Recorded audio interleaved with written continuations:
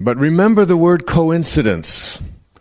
In mathematics, it's a term that defines angles that coincide. And in mathematics, two angles that coincide are said to be angles that fit together perfectly. And we have taken a term that means something that fits together perfectly and interpret it to mean that is something that fits together and shows up accidentally or in chaos.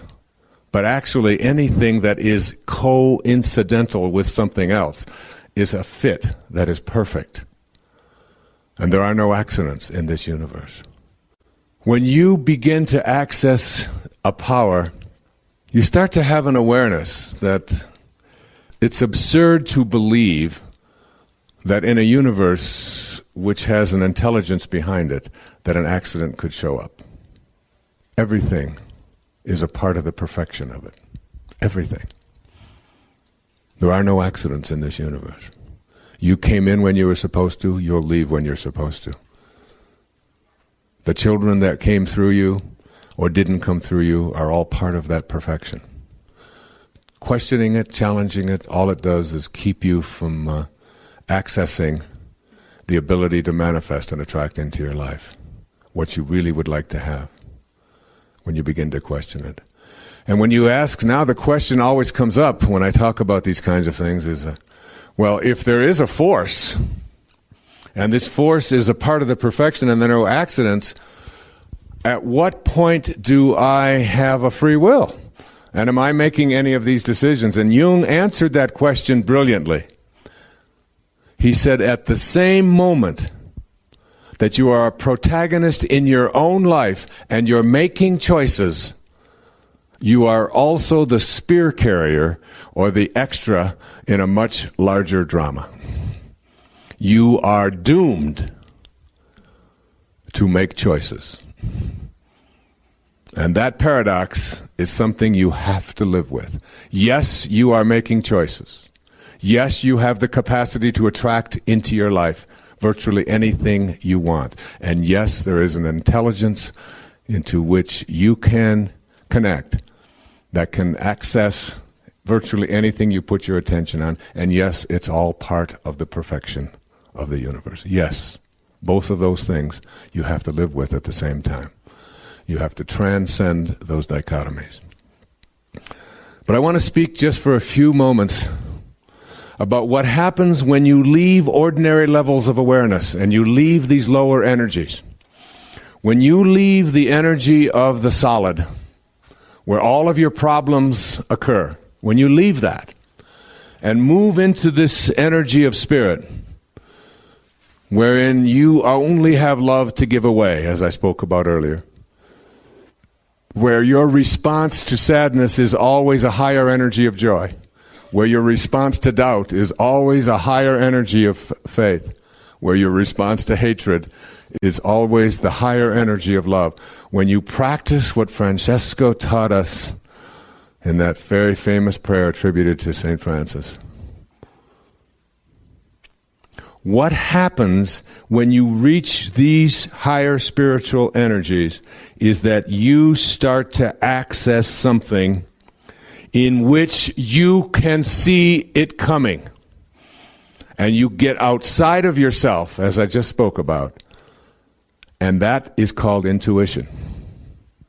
And that intuition is available to you, that you can practice it virtually any time in your life, but you've got to get out of these lower and slower energies because it's not accessible there. It doesn't exist there. Problems exist there. Fear exists there. Worry exists there. Guilt exists there. Hatred exists there. Anger exists there. These are all lower and slower energies. And when you listen to the 10th principle, you'll see that they're not just lower energies, but they weaken us whenever we access them and whenever we use them. But when we get outside of them, we start to get out in front. And now I suggest to you, brazenly, that you don't have to have accidents in your life. That you don't have to be a victim of crime in your life. That you don't have to live in a world of scarcity in your life. You don't have to. If you're willing to take responsibility for whatever acts of crime have come your way without guilt, if you're willing to, and just say, I own them, they're mine, I've attracted it for some reason. If you're willing to say, I have had these various accidents and I've attracted that into my life, I don't understand why, but I know that it's mine. If you're willing to say that I've attracted the wrong people into my life, people who have abused me and victimized me, and I have taught people how I'm willing to be treated, and I'm no longer willing to do that, and so I'm going to send out a different attractor energy. If you're willing just to take responsibility without guilt, I underline it. I don't want any letters, okay? I underline it. You do not deserve any of it. You have not been punished for the things that have happened in your life. You just own them. They're yours, because you can't get past them if you're waiting for something outside of you to change. You get past them by taking responsibility for them. Then what happens is you start seeing an accident coming. And many of you have had that experience. When you are in a higher frequency in your life, and you have an intuitive sense that, I know it's a green light, but I think I better stop. You know, a lot of heads nodding up and down. And something tells you, whatever it might be, something tells you, I better stop and slow down here. And zoom, there goes somebody through a red light, and you stop and you have that feeling that goes through you. Go, what was that? What was that? And you know when you can access that? When you're close to God. When you're in fear, you can't access it. Step 1. Identify your intention verbally and in writing, and develop a deep yearning for it. When you create a great longing for the experience of a peaceful family, everything will begin to happen to fulfill this yearning spontaneously and naturally. Rather than praying to a saint or God for a miracle, pray for the miracle of the inner awakening, which will never leave you. Step 2. Intend for all of your relatives what you intend for yourself. When anyone criticizes, judges, acts angry, expresses hatred, or finds fault with you, they're not at peace with themselves. Want this peace for them even more than you desire it for yourself. Let me say that again. Want this peace for them even more than you desire it for yourself. This doesn't require words or actions on your part. Simply picture the people in your family with whom you're not at peace and feel the peace you crave for them. Your inner speech will change, and you'll begin to experience the peaceful authenticity of both your beings. Step 3. Be the peace you're seeking from others. If peace is missing in your relationships with your family, it means that you have a place within you that's occupied by non-peace. Say a friendly hello to the non-peace and then let it go. You're sending a peaceful feeling to the non-peace feeling. The lower energies you're experiencing will be strengthened by your peaceful hi or hello and eventually vanish as the divine grows within you. The way to this peace is through any form of quiet and meditation that works for you. Even if it's only a 2-minute respite during which time you're silent, concentrate on the name of the divine or repeat the sound of ah as an inner mantra. Step 4. Match up with the 7 faces of intention. If you've forgotten what the universal mind of intention looks like, it's creative, kind, loving, beautiful, always expanding, endlessly abundant, and receptive to all of life. This kind of spiritual energy will be transformative, not only for you, but also for your relatives. Your intention to be in peaceful relationships is now taking form, first in your mind, then in your heart, and ultimately, it will materialize. Step 5. Review all of the obstacles that have been erected on your path to familial peace. Listen to any inner dialogue that focuses on your resentment of others' expectations for you. Remind yourself that when you think about what you resent, you act upon what you think about, while simultaneously attracting more of it to yourself. Examine your energy field for your tendency to react to lower energies with more of the same, and give your ego a reminder that you'll no longer opt to be offended or need to be right in these relationships. Step 6. Act as if. Begin the process of acting as if what you intend to manifest is already true. See everyone in your family in the love and light that is their true identity. When someone asked Baba Muktananda, a great saint in India, "Baba, what do you see when you look at me?" Baba said, "I see the light in you." And the person responded, "How can that be, Baba? I am an angry person. I am terrible. You must see all of that." Baba said, "No, I see the light." This story is told by Guru Mai in a wonderful book called Kindle My Heart. So see the light in those others and treat them as if that's all you see. Step 7. Detach from the outcome. As long as you remain connected to intention and radiate outward the high energy, you've achieved your peace. It's not your place or your purpose to make everyone else in your family think, feel, and believe as you do. The likelihood is great that you'll see dramatic changes in your relatives as you teach them with your own persona how you intend to be treated. But if they don't change, and if they continue their non-peaceful ways, let go of your need to see them transformed. By letting go, you guarantee your own peace, and you dramatically increase the odds of helping others to do the same. Step 8. Affirm, "I attract only peace into my life." Say it over and over again. I attract only peace into my life. I say this silently to myself as an absolute truth with unbending intent on my part, and it works for me almost all the time. People respond to me with smiles, acknowledgments, friendly gestures, and kind greetings all day long. I also remind myself of the cogent observation from A Course in Miracles when I feel other than peaceful in any given moment with my family. They say in A Course in Miracles, I can choose peace rather than this. Step 9. Hold no grudges and practice forgiveness. The key to having peace in all of your family relationships is forgiveness. All of your relatives are simply doing what they've been taught to do over a lifetime, and the lifetimes of many of their ancestors. Shower them with understanding and forgiveness from your heart. And finally, step 10, as always, be in a state of gratitude. Rather than being in a state of non-peace concerning any family members, say a prayer of gratitude for their presence in your life and all that they have come to teach you. These are the 10 steps that you can practice each day as you work toward the absolute knowing that this intention will manifest for you. Remind yourself on a daily basis that you can never remedy a bad relationship by condemning it. Inspiration responds to our attentiveness in various and sometimes unexpected ways. For example, when I began writing this book, I debated between the two titles, Inspiration, Your Ultimate Destiny, or Inspiration, Your Ultimate Calling. One day, while I was swimming in the ocean, I was going back and forth in my mind, trying out both titles. Still uncertain, when I'd finished my swim, I called Reed Tracy, who's the president and CEO of my publishing company at Hay House, from a payphone to get his opinion about the title. While I waited for him to answer, the word calling appeared on the miniature screen of the telephone. Nothing else, just calling. And then the word began to flash on and off as if it were trying to get my attention. When Reed answered, I told him what had just occurred, and we both agreed on Inspiration, Your Ultimate Calling, for the title of this book and this program. All of this may appear to be nothing more than a silly coincidence, but I know better. I think of the word inspiration as meaning being in spirit.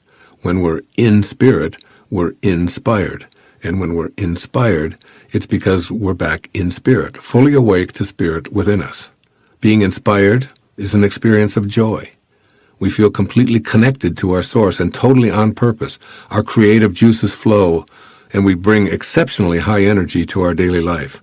We're not judging others or ourselves. We're uncritical and unbothered by behaviors or attitudes that, in uninspired moments, are frustrating. Our heart sings an appreciation for every breath, and we're tolerant, joyful, and loving. Being in spirit isn't necessarily restricted to the work we do or the activities of our daily life. We can be inspired and at the same time be unsure of what vocation to pursue or what activities we want to schedule. Inspiration is a simple recognition of spirit within ourselves. It's a return to that invisible, formless field from which all things emanate, a field of energy that I call intention in my previous book, The Power of Intention. My experience with being in spirit. When I'm in spirit, I have a feeling of contentment, but more than this, I experience joy. I'm able to receive the vibrational energies of my source, call them voices or messages or silent reminders, even invisible suggestions or what have you, but they're vibrations of energy that I'm able to align with as I get myself out of the way.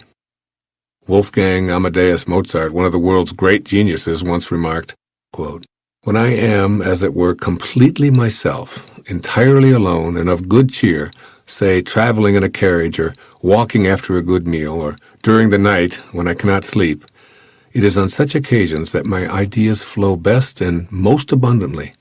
Whence and how they come, I know not, nor can I foresee them." End of quote.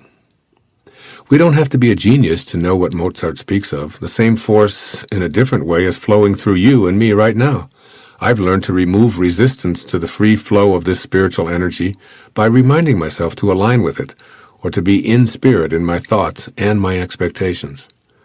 When I sit down to write, my desire is to invite spirit to express through me.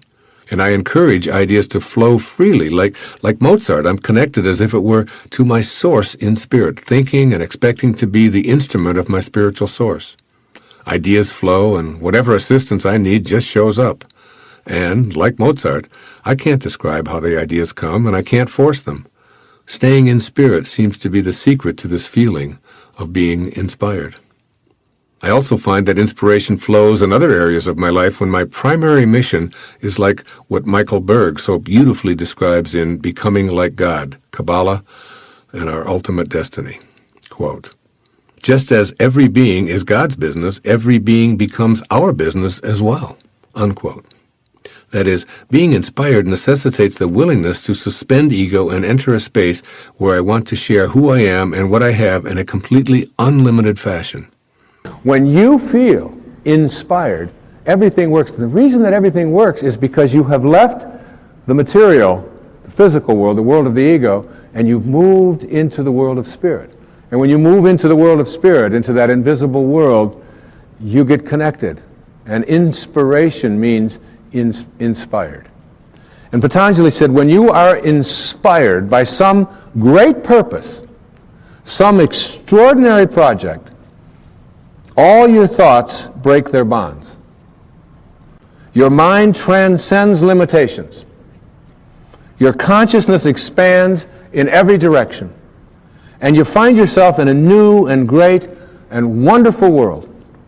Dormant forces, faculties, and talents come alive. And you discover yourself to be a greater person by far than you ever dreamed yourself to be. There's some very important wisdom in that. This idea of finding yourself inspired means that you allow these dormant forces, these things that are in every single one of us, to come alive. Consciousness begins to expand. Things begin to show up in your life. You begin to manage the coincidences of your life. Yes, ma'am. What is your first name? It's Dana. One of the challenges that I have in my own personal development is that I love what you say. I want it. When I get challenged, I find it difficult for my heart. How do you get your heart and your brain to be congruent? Thanks. That's a great question. You get your heart and your brain to be congruent the same way you learn to hit a backhand in tennis. The same way you learn how to play a game of chess. The same way you learn how to set your VCR. The same way you learn how to meditate. You do it not just with practice, but you do it with a commitment to it. And when you have a commitment to it, you are raising your energy level. And I'll speak a lot here in this program about energy and energy levels. And very often the reason our heart is not congruent with our thoughts is because we allow ourselves to become immersed in lowered energy fields. And we allow, people say to me so often, what you say sounds great, but you don't know what it's like to be in my family. You don't know what it's like to be around my children. You don't know what it's like where I work.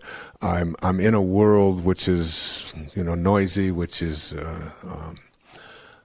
rude, which is filled with hatred and so on. What do I do about that?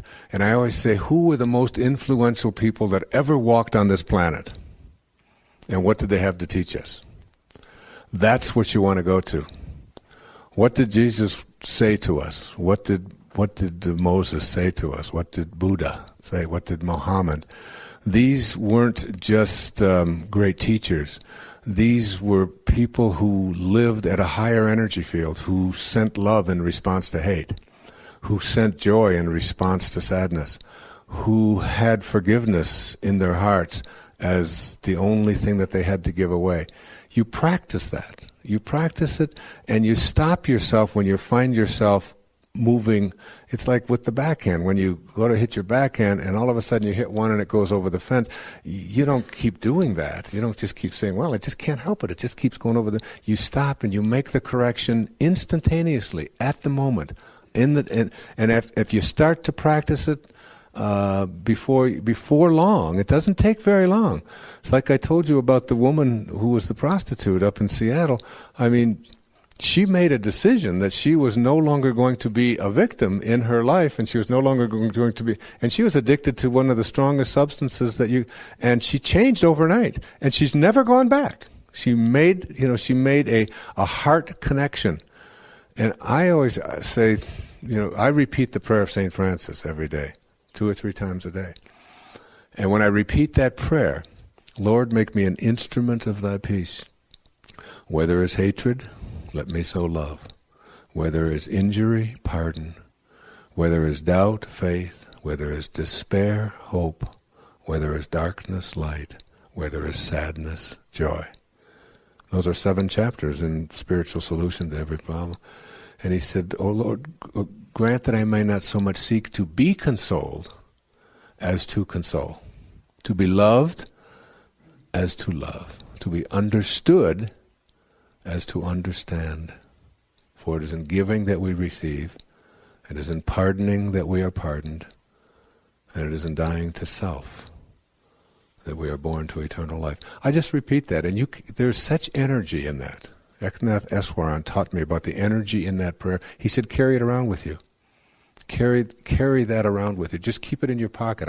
It's right here in my pocket. I always have it with me. And the energy is always there. And it's just a very subtle kind of reminder.